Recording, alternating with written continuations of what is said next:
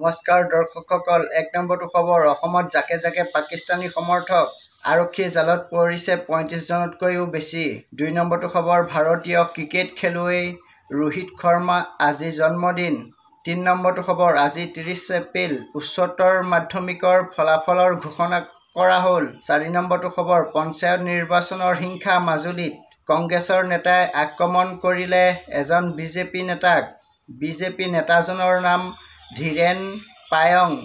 ৫ নম্বৰটো খবৰ, যোৱাকালি হাফলঙত নিৰাপত্তা বাহিনী আৰু NSCNৰ মাজত গুলিয়াগুলি হয়। সেই ঘটনাত ৩জন NSCN কেডাৰ নিহত হয়। ৬ নম্বৰটো খবৰ, শোণিতপুৰ জিলা বৰছলা বিধানসভা সমষ্টিত বহুত মহিলাই হাতে হাতে মুখ্যমন্ত্ৰী ফটো লৈ সভালৈ আহিছে। তেওঁলোকে কৈছে, হিমন্ত বিশ্ব শৰ্মাৰ বাবে বিনামূলীয়া চাউল পাইছোঁ, অৰুণোদয় আঁচনি পাইছোঁ, চৰকাৰী ঘৰ পাইছোঁ। হিমন্ত বিশ্ব শৰ্মাক আমি বহুত ভাল পাওঁ। ৭ নম্বৰটো খবৰ, ভিক্টৰ দাসৰ মন্তব্য, মোৰ মতে পাকিস্তানখনক উৰুৱাই দিব লাগে আৰু ইণ্ডিয়া আফগানিস্তানে পাকিস্তানখন লৈ ল'ব লাগে। আৰু পেহেলগামৰ ঘটনা প্ৰথম নহয়, আগতেও বহুত ঘটনা হৈছে। ৮ নম্বৰটো খবৰ, অখিল গগৈৰ মন্তব্য, গৌৰৱ গগৈ যদি পাকিস্তানৰ ISISৰ বা আতংকবাদীৰ লগত সম্পৰ্ক আছে, তেনেহ'লে কোনেও ক্ষমা নকৰে।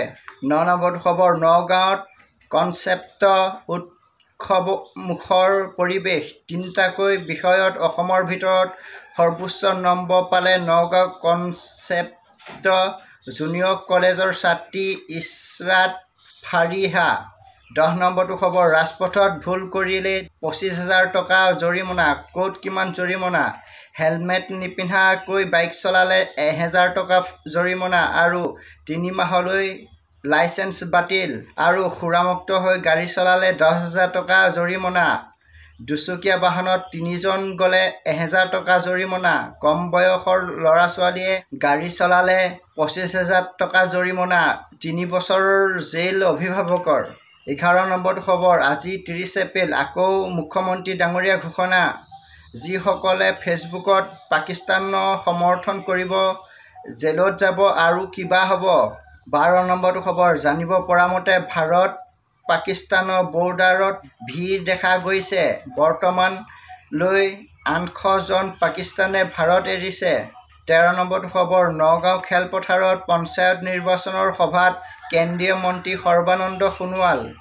অসম গণ পৰিষদ আৰু ভাৰতীয় জনতা পাৰ্টিৰ সমৰ্থনত প্ৰচাৰ চলায়। আজিলৈ বাতৰি ইমানেই আছিল, আৰু ভালকৈ বনাবলৈ চেষ্টা কৰিম। জয় আই অসম।